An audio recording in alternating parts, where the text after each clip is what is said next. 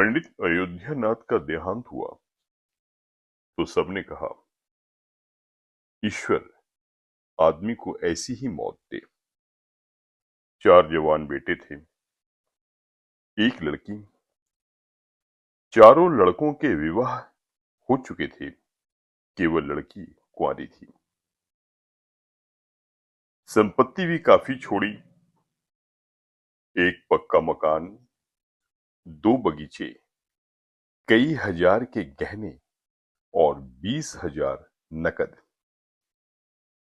विधवा फूलमती को वह शोक तो हुआ और कई दिनों तक वह बेहाल रही, लेकिन जवान बेटों को सामने देखकर उसे ढाढ़स हुआ।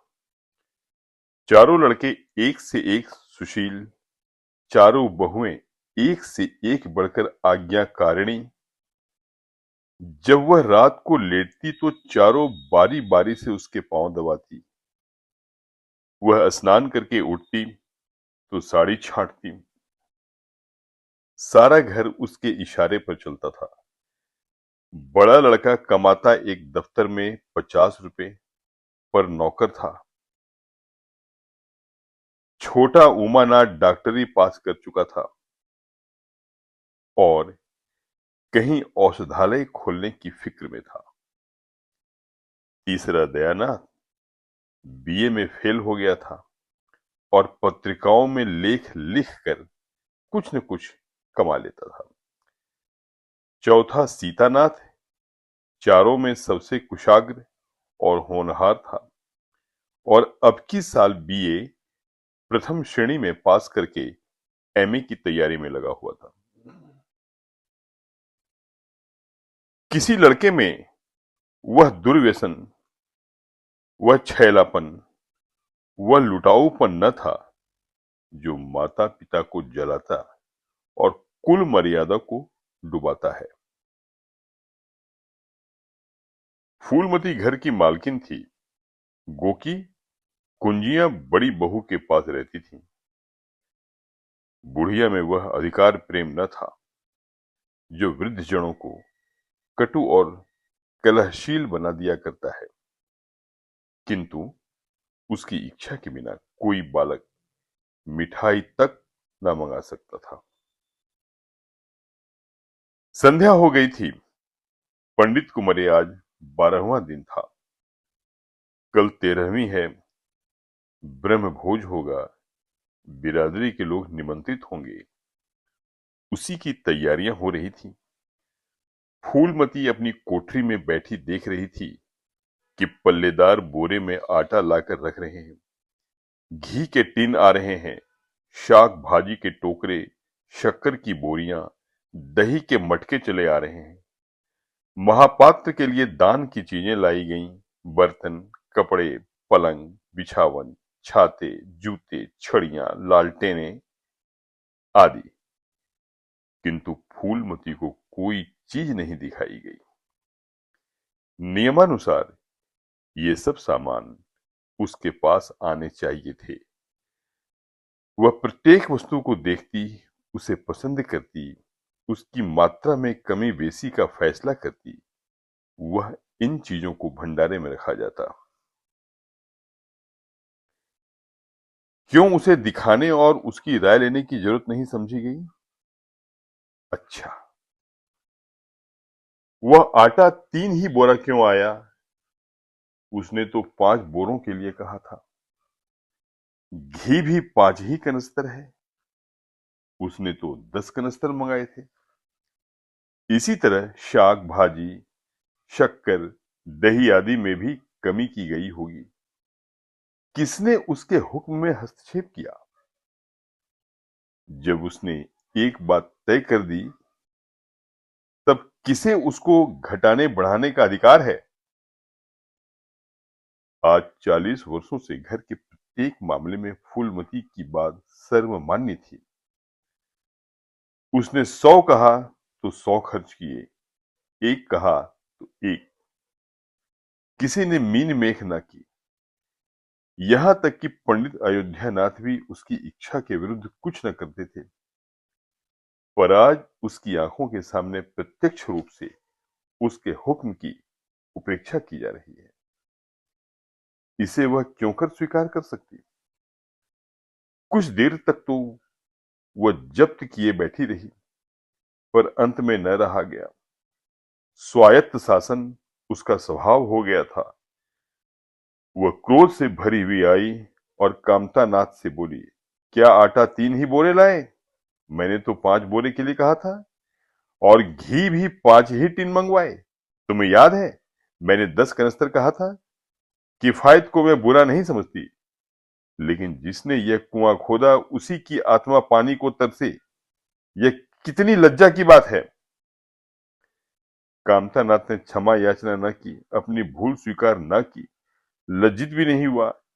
1 मिनट तो विद्रोही भाव से खड़ा रहा, फिर बोला, हम लोगों की सलाह 3 ही बोरों की हुई, और 3 बोरे के लिए 5 टिन घी काफी था। इसी हिसाब से और चीजें भी कम कर दी गई। फूलमती उग्र होकर बोली, किसकी राय से आटा कम किया गया? हम लोगों की राय से। तो मेरी राय कोई चीज नहीं है, क्यों नहीं? लेकिन अपना हानि लाभ तो हम भी समझते हैं। फूलमती हक्का बक्का होकर उसका मुंह ताकने लगी। इस वाक्य का आशय उसकी समझ में न आया। अपना हानि लाभ? अपने घर में हानि लाभ की जिम्मेदारी वह आप है। दूसरों को, चाहे वे उसके पेट के जन्मे पुत्र ही क्यों ना हो, उसके कामों में हस्तक्षेप करने का क्या अधिकार? यह लौंडा तो इस ढिठाई से जवाब दे रहा है मानो घर उसी का है, उसी ने मर मर कर गृहस्थी जोड़ी है। मैं तो गैर हूं, जरा इसकी हेकड़ी तो देखो। उसने तमतमाए हुए मुख से कहा, मेरे हानि लाभ के जिम्मेदार तुम नहीं हो। मुझे अख्तियार है, जो उचित समझूं वह करूं। अभी जाकर 2 बोरे आटा और 5 टिन घी और लाओ, और आगे के लिए खबरदार जो किसी ने मेरी बात काटी। अपने विचार से उसने काफी तंबीह कर दी थी। शायद इतनी कठोरता अनावश्यक थी। उसे अपनी उग्रता पर खेद हुआ। लड़के ही तो हैं, समझे होंगे कुछ किफायत करनी चाहिए। मुझे इसलिए ना पूछा गया कि अम्मा तो खुद हर एक काम में किफायत किया करती है। अगर इन्हें मालूम होता कि इस काम में मैं किफायत पसंद ना करूंगी, तो कभी इन्हें मेरी उपेक्षा करने का साहस ना होता। यद्यपि कामतानाथ अब भी उसी जगह खड़ा था, और उसकी भाव भंगी से ऐसा ज्ञात होता था कि इस आज्ञा का पालन करने के लिए वह बहुत उत्सुक नहीं है। पर फूलमती निश्चिंत होकर अपनी कोठरी में चली गई। इतनी तंबीह पर भी किसी को उसकी अवज्ञा करने की सामर्थ्य हो सकती है, इसकी संभावना का ध्यान भी उसे न आया। पर ज्यों-ज्यों समय बीतने लगा, उस पर यह हकीकत खुलने लगी कि इस घर में अब उसकी वह हैसियत नहीं रही जो 10-12 दिन पहले थी। संबंधियों के यहां से नेवते में शक्कर, मिठाई, दही, अचार आदि आ रहे थे। बड़ी बहू इन वस्तुओं को स्वामिनी भाव से संभाल संभाल कर रख रही थी। कोई भी उससे पूछने नहीं आता। बिरादरी के लोग भी जो कुछ पूछते हैं, कामतानाथ से या बड़ी बहू से। कामतानाथ कहाँ का बड़ा इंतजामकार है।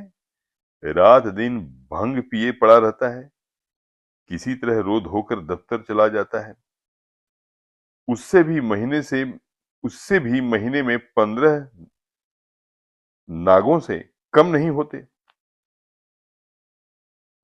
वह तो कहो साहब पंडित जी का लिहाज करता है, नहीं अब तक कभी का निकाल देता। और बड़ी बहू जैसी फूहड़ औरत भला इन बातों को क्या समझेगी। अपने कपड़े लत्ते तक तो जतन से रख नहीं सकती, चली है गृहस्थी चलाने। भद होगी और क्या, सब मिलकर कुल की नाक कटवाएंगे। वक्त पर कोई न कोई चीज कम हो जाएगी। इन कामों के लिए बड़ा अनुभव चाहिए। कोई चीज तो इतनी ज्यादा बन जाएगी कि मारी मारी फिरेगी।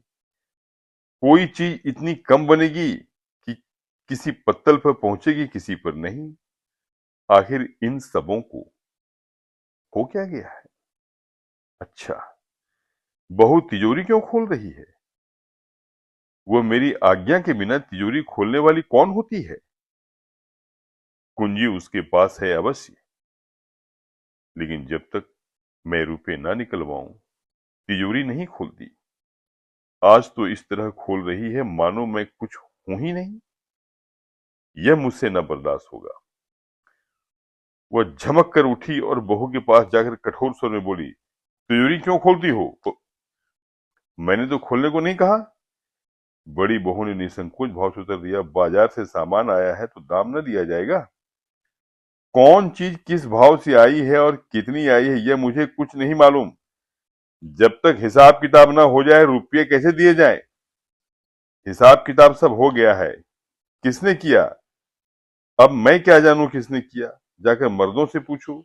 मुझे हुक्म मिला रुपए लाकर दे दो, रुपए लिए जाती हूँ। फूलमती खून का घूंट पीकर रह गई। इस वक्त बिगड़ने का अवसर न था। घर में मेहमान स्त्री पुरुष भरे हुए थे।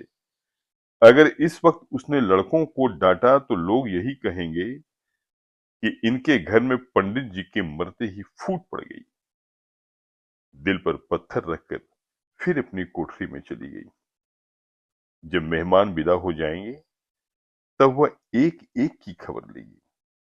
तब देखेगी कौन उसके सामने आता है और क्या कहता है। इनकी सारी चौकड़ी भुला देगी। किंतु कोठरी के एकांत में भी वह निश्चिंत न बैठी थी। सारी परिस्थिति को गिद्ध दृष्टि से देख रही थी।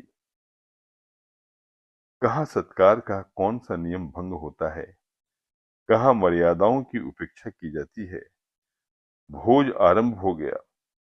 सारी बिरादरी एक साथ पंगतों में बिठा दी गई। आंगन में मुश्किल से 200 आदमी बैठ सकते हैं। ये 500 आदमी इतनी सी जगह में कैसे बैठ पाएंगे? क्या आदमी के ऊपर आदमी बिठाए जाएंगे? 2 पंगतों में लोग बिठाए जाते तो क्या बुराई हो जाती? यही तो होता कि 12 बजे की जगह भोज 2 बजे समाप्त होता। मगर यहां तो सबको सोने की जल्दी पड़ी हुई है। किसी तरह यह बला सिर से टले और चैन से सोएं। लोग कितने सटकर बैठे हुए हैं कि किसी को हिलने की भी जगह नहीं। पत्तल एक पर एक रखे हुए हैं। पूरियां ठंडी हो गई। लोग गरम गरम मांग रहे हैं। मैदे की पूरियां ठंडी होकर चिमड़ी हो जाती है। इन्हें कौन खाएगा? रसोइये को कढ़ाव पर से न जाने क्यों उठा दिया गया। यही सब बातें नाक कटाने की है। सहसा शोर मचा। तरकारियों में नमक नहीं। बड़ी बहू जल्दी जल्दी नमक पीसने लगी। फूलमती क्रोध के मारे ओठ चबा रही थी, पर इस अवसर पर मुंह न खोल सकती थी। नमक पिसा, पत्तलों पर डाला गया। इतने में फिर शोर मचा। पानी नरम गर्म है, ठंडा पानी लाओ। ठंडे पानी का कोई प्रबंध न था। बर्फ भी न मंगाई थी। आदमी बाजार दौड़ाया गया, मगर बाजार में इतनी रात गए बर्फ कहाँ? आदमी खाली हाथ लौट आया। मेहमानों को वही नल का गर्म पानी पीना पड़ा। फूलमती का बस चलता तो लड़कों का मुंह नोच लेती। ऐसी छिछालेदर उसके घर में कभी ना हुई थी। उस पर सब मालिक बनने के लिए मरते हैं। बर्फ जैसी जरूरी चीजें मंगवाने की भी किसी को सुधि न थी। सुधि कहां से रहे जब किसी को गप लड़ाने से फुर्सत मिले। मेहमान अपने दिल में क्या कहेंगे कि चले हैं बिरादरी को भोज देने और घर में बर्फ तक नहीं। अच्छा, फिर यह हलचल क्यों मच गई? अरे लोग पंगत से उठे जा रहे हैं, क्या मामला है? फूलमती उदासीन न रह सकी। कोठरी से निकलकर बरामदे में आई और कामतानाथ से पूछा, क्या बात हो गई लल्ला, लोग उठे क्यों जा रहे हैं? कामता ने कोई जवाब न दिया, वहां से खिसक गया। फूलमती झुंझला कर रह गई। सहसा कहारिन मिल गई। फूलमती ने उससे भी यही प्रश्न किया। मालूम हुआ किसी के शोरबे में मरी हुई चूहिया निकल आई। फूलमती चित्तलिखित सी वहीं खड़ी रह गई। भीतर ऐसा उबाल उठा कि दीवार से सिर टकरा ले। अभागे भोज का प्रबंध करने चले थे। इस फूहड़पन की कोई हद है? कितने आदमियों को कितने आदमियों का धर्म सत्यानाश हो गया। फिर पंगत क्यों ना उठ जाए। आंखों से देखकर अपना धर्म कौन गंवाएगा। हाँ, किया धरा मिट्टी में मिल गया। सैकड़ों रुपए का पानी फिर गया। बदनामी हुई वह अलग। मेहमान उठ चुके थे। पत्तलों पर खाना ज्यों का त्यों पड़ा हुआ था। चारों लड़के आंगन में लज्जित खड़े थे। एक दूसरे को इल्जाम दे रहा था। बड़ी बहू अपनी देवरानियों पर बिगड़ रही थी। देवरानियां सारा दोष कुमुद के सिर डालती थी। कुमुद खड़ी रो रही थी। उसी वक्त फूलमती झल्लाई हुई आकर बोली, मुंह में कालिख लगी कि नहीं, या अभी कुछ कसर बाकी है? डूब मरो सबके सब जाकर चुल्लू भर पानी में। शहर में कहीं मुंह दिखाने लायक भी नहीं रहे। किसी लड़के ने जवाब न दिया। फूलमती और भी प्रचंड होकर बोली, तुम लोगों को क्या, किसी को शर्म हया तो है नहीं। आत्मा तो उसकी रो रही है जिन्होंने अपनी जिंदगी घर की मर्जाद बनाने में खराब कर दी। उनकी पवित्र आत्मा को तुमने यूं कलंकित किया। शहर में थोड़ी थोड़ी हो रही है। अब कोई तुम्हारे घर पर पेशाब करने को आएगा नहीं। कामतानाथ कुछ देर तक चुपचाप खड़ा सुनता रहा। आखिर झुंझला कर बोला, अच्छा अब चुप रहो अम्मा।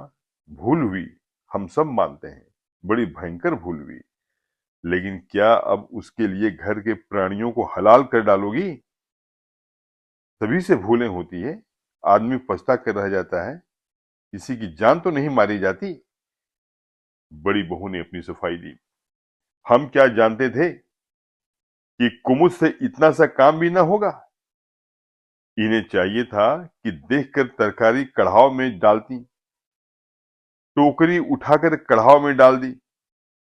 इसमें हमारा क्या दोष? कामतानाथ ने पत्नी को डांटा। इसमें न कुमुद का कसूर है, न तुम्हारा, न मेरा। संयोग की बात है। बदनामी भाग्य में लिखी हुई थी, वह हुई। इतने बड़े भोज में एक एक मुट्ठी तरकारी कढ़ाव में नहीं डाली जाती। टोकरे के टोकरे उड़ेल दिए जाते हैं। कभी कभी ऐसी दुर्घटना हो ही जाती है, और इसमें कैसी जगहंसाई और कैसी नाक कटाई। तुम खामखा जले पर नमक छिड़कती हो। फूलमती ने दांत पीसकर कहा, शर्माते तो नहीं, उल्टे और बेहयाई की बातें करते हो। कामता ने निसंकोच होकर कहा, शर्माऊं क्यों? किसी की चोरी की है? चीनी में चींटे और आटे में घुन, यह नहीं देखे जाते। पहले हमारी निगाह न पड़ी, बस यही बात बिगड़ गई। नहीं चुपके से चूहिया निकालकर फेंक देते, किसी को खबर तक न होती। फूलमती ने चकित होकर कहा, क्या कहता? मरी चूहिया खिलाकर सबका धर्म बिगाड़ देता?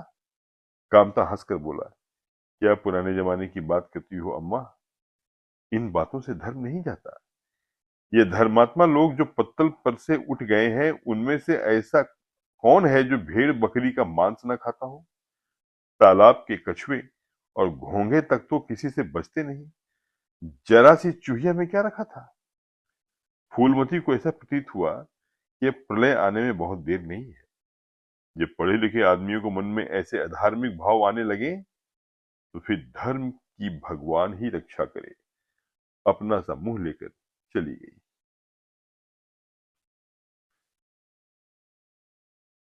2 महीने गुजर गए हैं। रात का समय है। चारों भाई दिन के काम से छुट्टी पाकर कमरे में बैठे गपशप कर रहे हैं। बड़ी बहू भी षड्यंत्र में शरीक है। कुमुद के विवाह का प्रश्न छिड़ा हुआ है। कामता नाथ ने मसनद पर टेक लगाते हुए कहा, दादा की बात दादा के साथ गई। मुरारी पंडित विद्वान भी हैं और कुलीन भी होंगे, लेकिन जो आदमी अपनी विद्या और कुलीनता को रुपयों पर बेचे वह नीच है। ऐसे नीच आदमी के लड़के से हम कुमुद का विवाह सेंध में भी ना करेंगे। 5,000 दहेज तो दूर की बात है, उसे बताओ धता और किसी दूसरे वर की तलाश करो। हमारे पास कुल 20,000 ही तो हैं। एक एक हिस्से में 5-5 हजार आते हैं।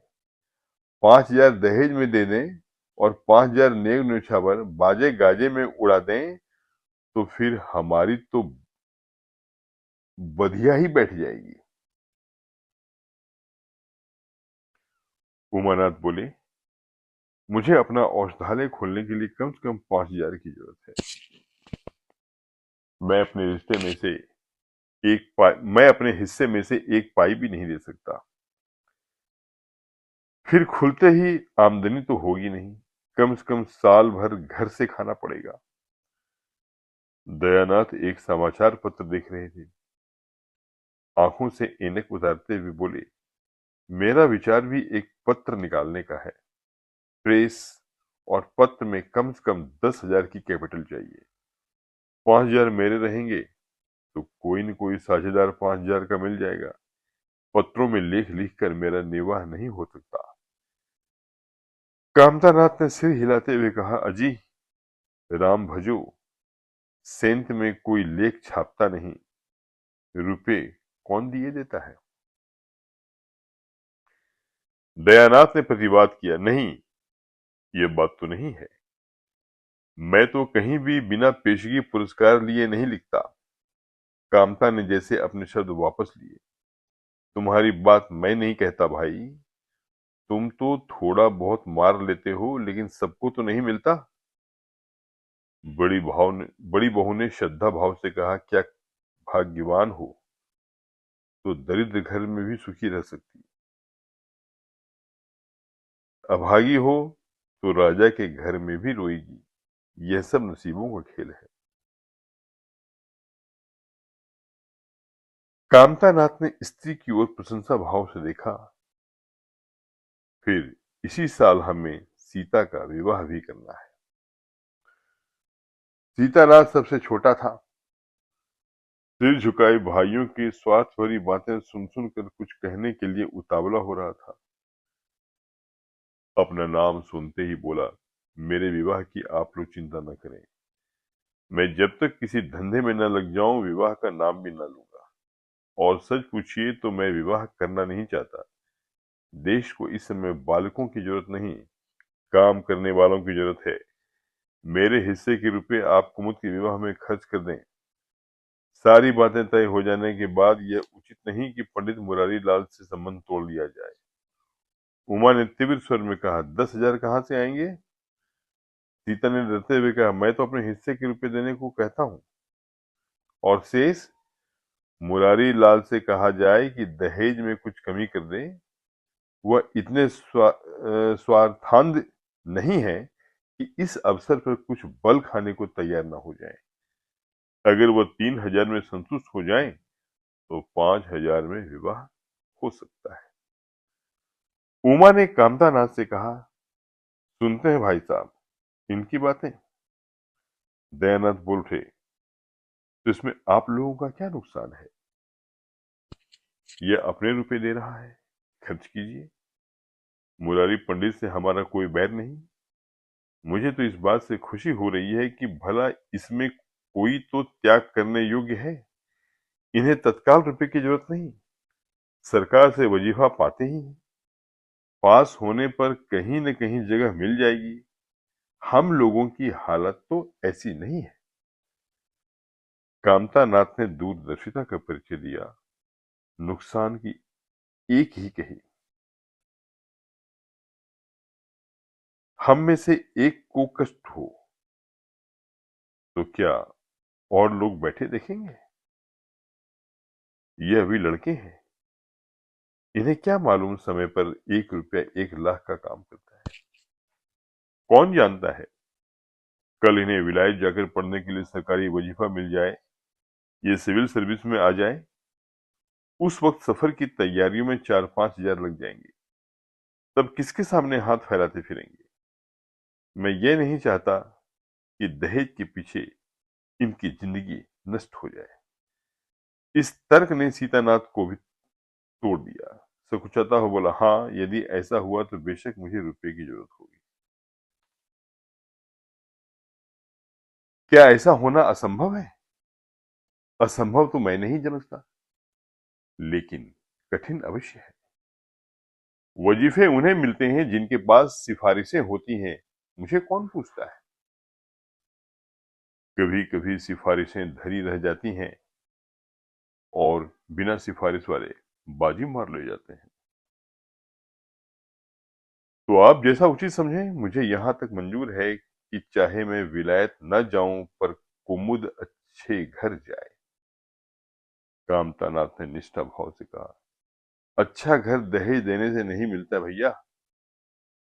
जैसा तुम्हारी भाभी ने कहा, यह नसीबों का खेल है।